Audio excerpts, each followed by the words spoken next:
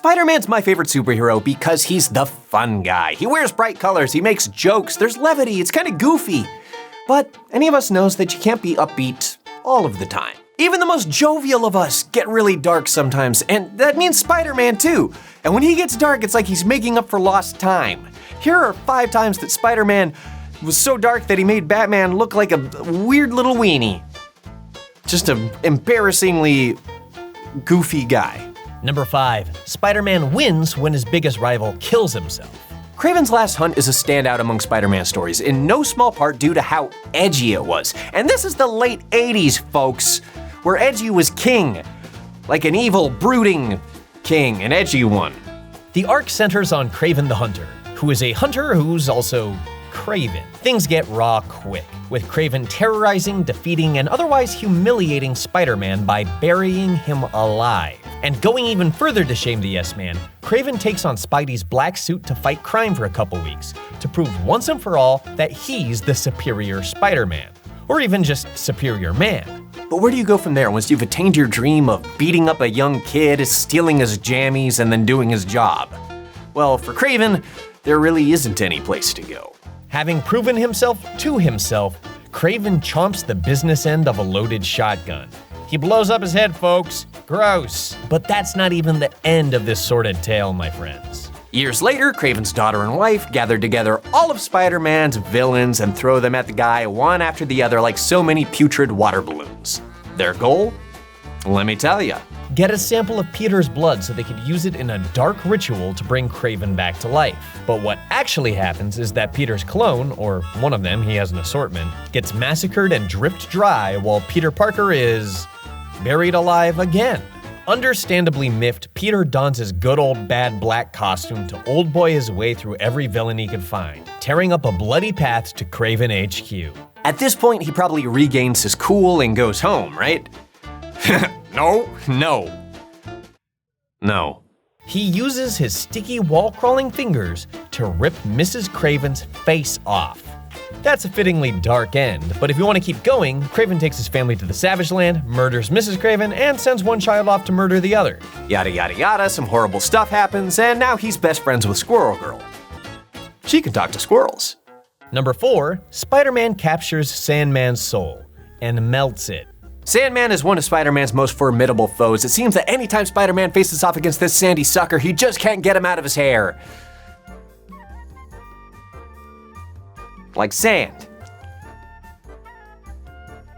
You get it. Though initially a no-nonsense bruiser, Sandman went through a few transformations. He even briefly teamed up with the Avengers before returning as a softer, more sympathetic villain. Now what does Spider-Man do with this lovable, squishier version of Sandman? Well, he manipulates the living shit out of him. Of course. Teaming up with Black Widow and Silver Sable, Spidey embarked on a quest to find the single piece of dust that contained Sandman's essence, his very soul.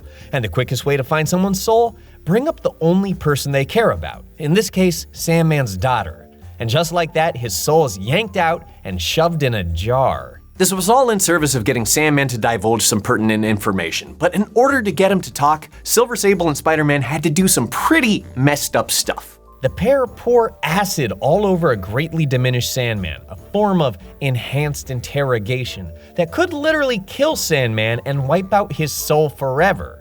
And Webhead almost lets it happen. Soon after this storyline, Spider-Man would be killed and his body taken over by Doc Ock. Even then, he never quite managed to do anything that evil. In order to steal Sandman's soul, Spider-Man had to prove that the villain had one in the first place. As for Spider-Man, well, I'm not so sure.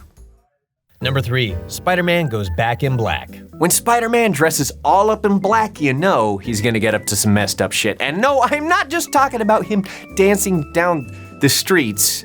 Although I'm not talking about that. I'm not ever not talking about that, at least a little bit. But for real, when PP puts on the black suit, it's a pretty big deal. His very first black suit bonded with Eddie Brock and became Venom, who attacked and nearly killed MJ. So if Peter's gonna put on the black and throw up that flag, you know he's letting the monster loose. And in Back in Black, he gets all the way loose. And for a good reason. The first Civil War event features Peter unmasking himself, which results in his enemies coming after his loved ones. Remember, they don't have Spidey senses, which means the only thing Aunt May feels tingling is the bullet hole in her body put there by one of Kingpin's assassins. And at this time, Peter's on the wrong side of the law following his unmasking, and he can't even visit her. So what's a pent-up youth with a ton of rage to do? Why, throw on an outfit of black clothes and go full-on rage goth. We've all been there. Right? Not just me? All of us, right? After donning the black suit, Spider-Man gives the hitman a savage beatdown and then breaks into prison to confront Kingpin. He then takes off his mask and beats Fisk within an inch of his life, all the while mocking him for thinking he could ever be strong. He then leaves with blood literally on his hands. But it could have been so much worse. There's a what if in which Mary Jane gets shot and killed. Peter does pretty much the same, dons the black suit, goes ballistic, but here he actually kills people, starting with icing the assassin who shot MJ, and ending with Kingpin, who he literally eviscerates by ramming his hand through Kingpin's chest. And then he gets arrested, which is somehow a brighter ending than what happens in the actual Back in Black storyline. In canon Back in Black, Peter meets up with Mary Jane and the two are approached by the literal devil. Spider-Man makes a literal deal with the devil, sacrificing his life and Mary Jane's love and their future unborn child to save Aunt May. The only punchline here is that this comic is still canon. Consider that. Really consider that. Number 2, everyone comes back to life, just so they could die again. Everybody knows that comic book characters never really stay dead, but Dead No More was a storyline that was literally about dozens of comic book characters coming back to life. And not just a couple people, a hero here, a villain there. No, like almost everyone who dies in comics comes back to life. J. Jonah Jameson's wife, Gwen Stacy, Stacy's dad, Rhino's wife, and also all the heroes and villains who had died beforehand. As you can imagine, this made everything a whole lot more complicated, and not just for the Social Security Office, though I'm sure that bureaucratic government agencies had the worst of it. It was bad for everyone. This epidemic of aliveness is eventually revealed to be the work of the Jackal, a character who had previously made multiple clones of Peter Parker, including Kane, the one who Kraven killed, and Ben Reilly, who assumed Peter's role as Spider-Man before dying at the hands of the Green Goblin. The Jackal hadn't been seen in a while, and suddenly he's back, baby, with a brand new Gwen Stacy. Detective Spider-Man gets on the case, and soon he discovers that not only is this the work of the Jackal, but it's also not the original Jackal. It's Ben Reilly, who's been driven mad by being brought back to life and killed again and again and again and again. Now you know how the audience feels, Ben. And this is a pretty huge heel turn in the Marvel Universe. Ben was the only Spider-Man for several years, but he was being tortured, being cloned and recloned and recloned, and anyone who's seen the 1996 Michael Keaton science fiction rom-com Multiplicity will tell you, that's just no good for nobody. Kind of like referencing Multiplicity. Ben eventually snaps, takes up the mantle of the Jackal, and decides to bring everyone back to life. Everyone. Cue the Gary Oldman gif. Have we retired that one? Are Multiplicity references outdated too? Sheesh. I'm sorry, guys. So a bunch of people are alive again. Isn't this the opposite of a tragedy? No.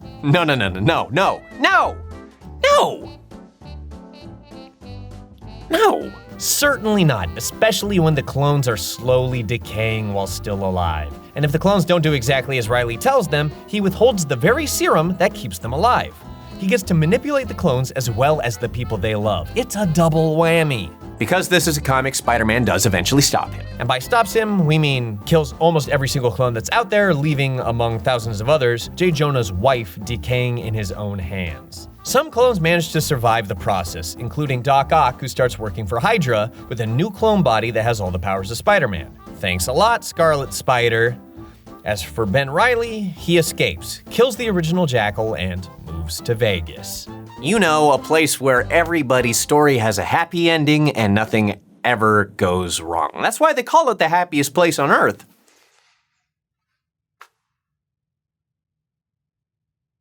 Am I confusing that with another place?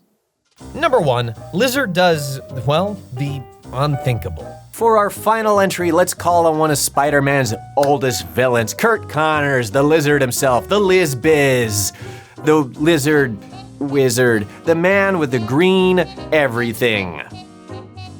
These are nicknames that I came up with. They're not official. Don't use them, you'll embarrass yourself. This particular story features Connors managing to subdue the lizard part of himself, holding it back in his own subconscious at the cost of becoming an embarrassing social pariah in the scientific community. Which still seems like a pretty good existence in contrast to, I don't know, being a giant killer lizard all the time. Connors also loses custody of his one child, Billy. I mean, kids love reptiles, but Child Protective Services, maybe not so much. But this story features Connors being pushed to his breaking point. The stress over professional failures and jealousy over a lady lead to lizard symptoms. Of course, he slips up taking his turning into a giant evil lizard serum, and bam!